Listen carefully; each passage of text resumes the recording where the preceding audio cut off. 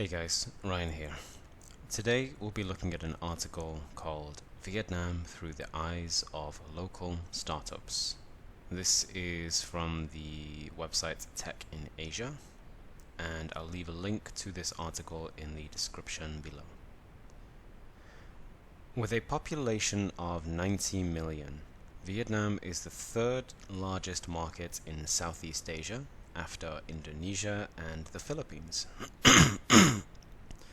Like its counterparts, Vietnam is also home to a lot of young people, approximately 40% of whom are less than 25 years old.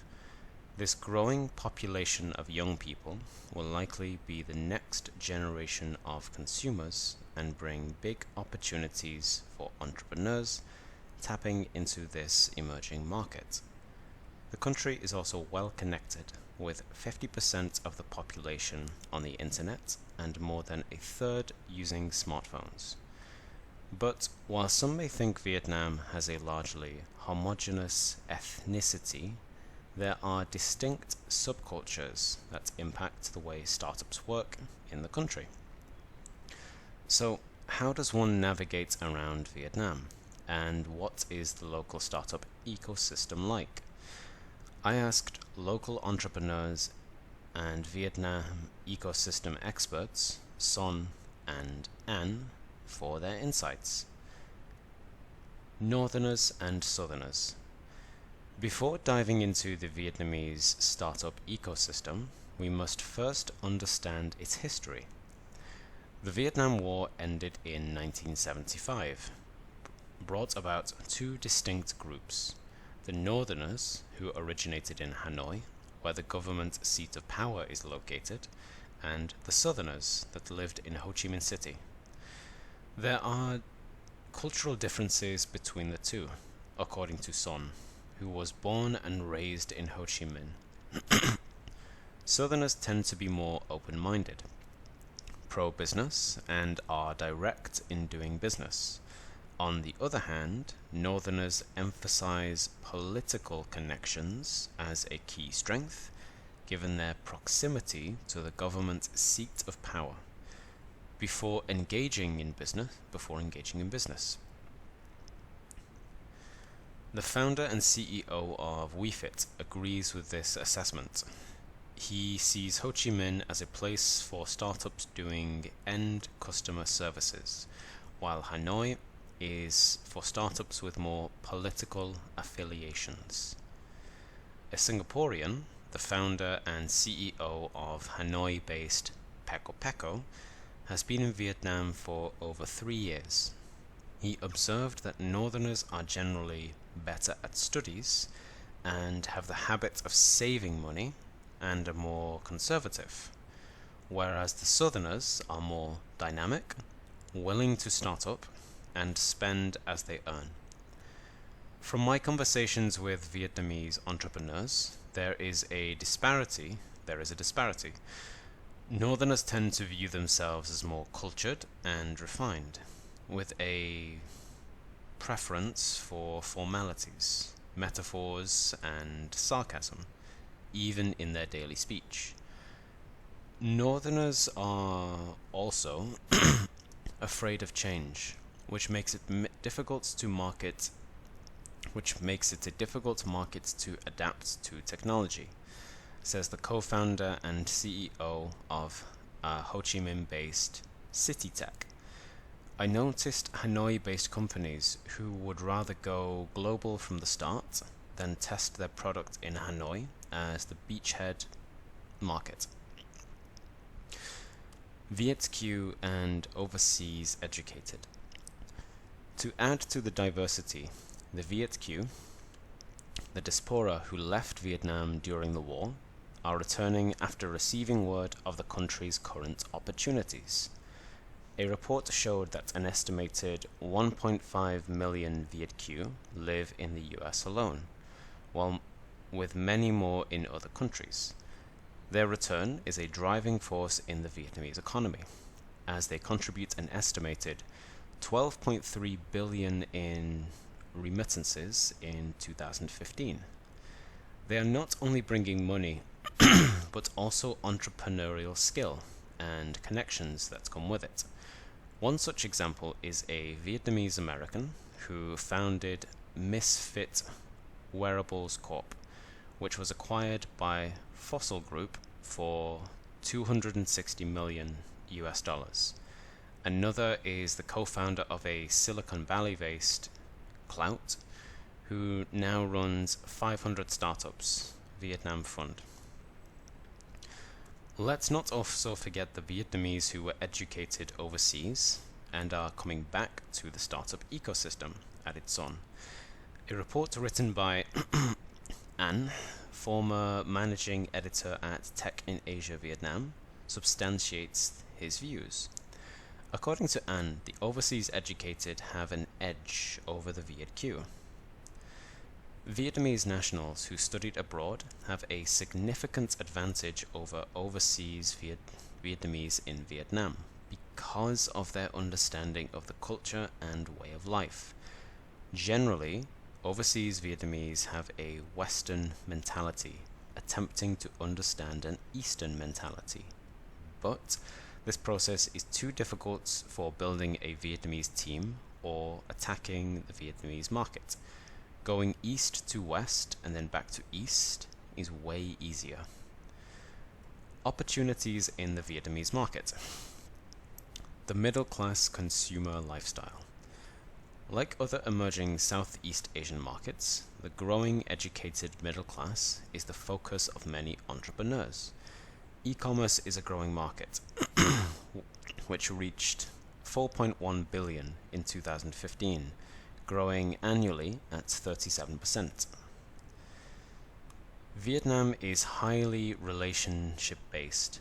Building a close relationship with your clients is critical to success. Tapping into this wave, the founder and CEO of Ho Chi Minh-based UseData, a marketing automation platform, according to him, 95% of e-commerce stores are SMBs, which use advertising to draw sales. This is not efficient. To this end, the company taps on timely, personalized messages to build a relationship with customers and grow sales. Alvin agrees on the need to develop relationships. Vietnam is highly relationship-based.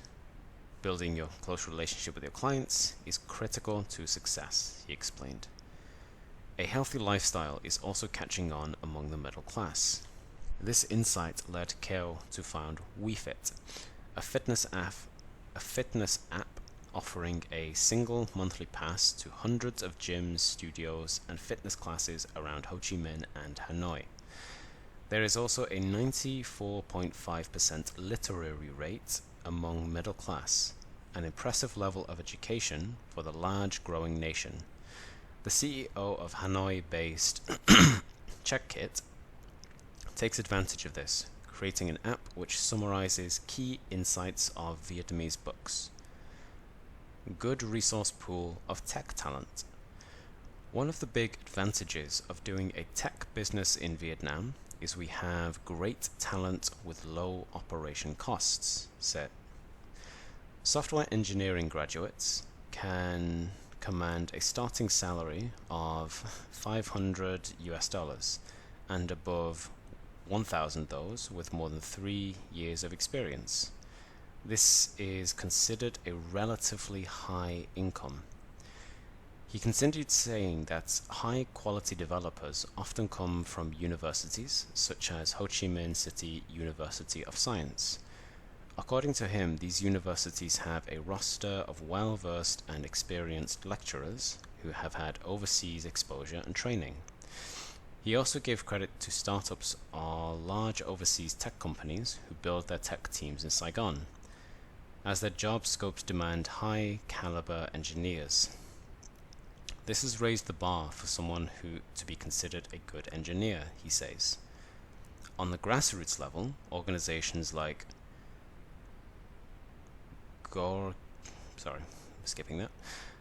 organize regular events to bring the best minds in software engineering community together to share the best practices in building large-scale and complex software systems. The Vietnamese entrepreneur. Khoi finds that Vietnamese entrepreneurs work very hard, spending an average of 14 to 16 hours a day working. They also enjoy meetings, especially informal hangouts, he said. Most startup founders have technical backgrounds and are very strong in software development. Son attributes this attitude to necessity. This is due to the inflation rate rising faster than wages, he says. Many entrepreneurs are part-timers who do freelance business or teaching to supplement their wages. He also mentioned a culture of peer pressure for entrepreneurs to be short-sighted in their business and to succeed as quickly as they can. Khan noted that most startups are built by young people who are lacking in skills, networking, and experience. According to him, this will impede the production of successful companies. Alvin said that young people are willing to work hard, fail, and then try again. This resilience is a hallmark of Vietnamese entrepreneurs and runs deep in the country and its history.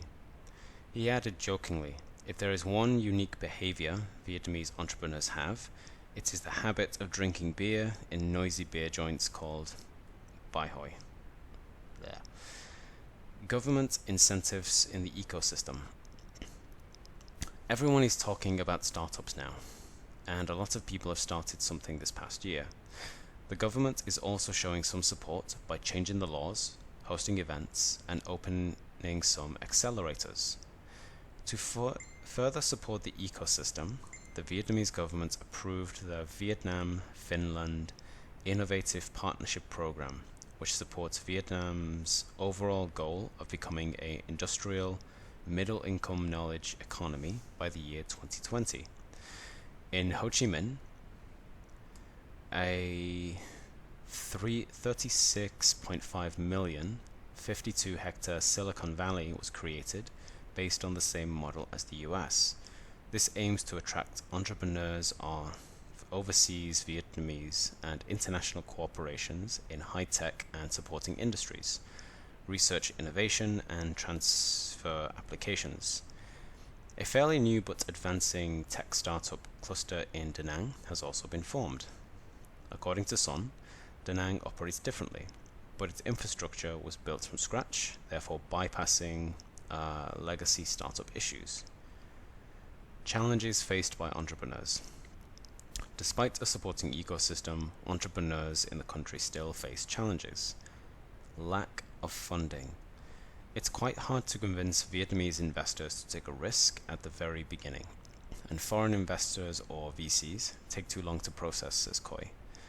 We have to bootstrap at the beginning, and the beginning is always the hardest time since our product is new and unfinished, while people still have many doubts. Khan agreed that the country's startup ecosystem is still in its infancy and has limited resources, a lack of co-working spaces, VCs, and startup programs. According to him, angel investors are new to the scene and do not really provide the necessary support, because he lacked the confidence in the country's legal system. He incorporated his startup in Singapore instead, receiving investment from Australia and joining the Murdi Singapore Accelerator. Unclear government policies and slow implementation. Despite the incentives to support the startup development, Alvin noted that government regulators are often slow to implement and lack strong framework to benefit startups. Sao concurred by saying, while some recent government funds have been announced, they are still not very clear to startups what they can bring besides hopefully money and a lot of paperwork. Dung added, I think regulations in Vietnam are good enough for tech businesses in Vietnam for now. The law is not too complete to support startups and needs time to develop. But the good news is we now see the government is ready to support. Language barriers and the need for international collaboration. Son sees a disparity between local and overseas Vietnamese in fundraising. likely because of the language barrier the former faces when reaching out to foreign VCs. Furthermore, startups have products ready but are more focused on the Vietnamese market due to language familiarity, he says. There is a need for more overseas collaboration to gain exposure and knowledge transfer. Conclusion. In Khan's word to end this article, from the point of view of a startup, we need more early stage VCs and more angel investors in quantity and quality. A lot of startups need knowledge at selling and pitching to sell their startups and ideas better. If the VCs don't invest in them, it would be helpful to provide feedback so they can learn and become ready to invest. Okay, yeah, that's it. Okay, I'll leave a link to this article in the description below, and I'll also link to some activities that you can use to improve your vocabulary and your listening speed by combining this with the activities. Thank you very much.